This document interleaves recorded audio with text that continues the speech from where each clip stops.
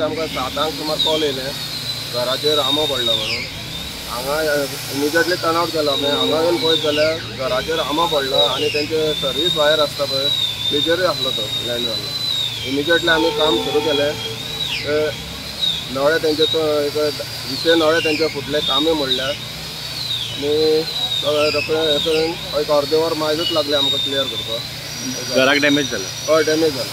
फाटली एक भिंत मोडला तेंची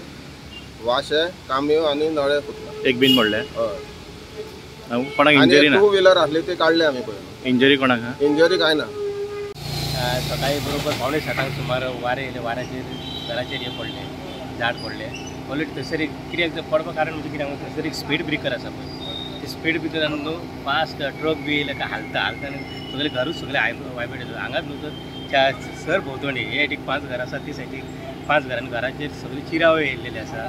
ऑलरेडी आमी कंप्लेन केल्ली सांगलेली आमी तरी पूण जे कांय एक्शन जावंक ना तरी थंयसर कोणाक हानी जावंक ना तेच्या थंयसर म्हाजी आई न्हिदलेली आसलेली आनी सायडीक भुरगीं आसलेली ती सायडीक बरोबर सकाळी 7:30 सुमार पडलेले ती कांय जावंक ना डॅमेज कोणाक काय जावं ना डॅमेज कांय जावंक ना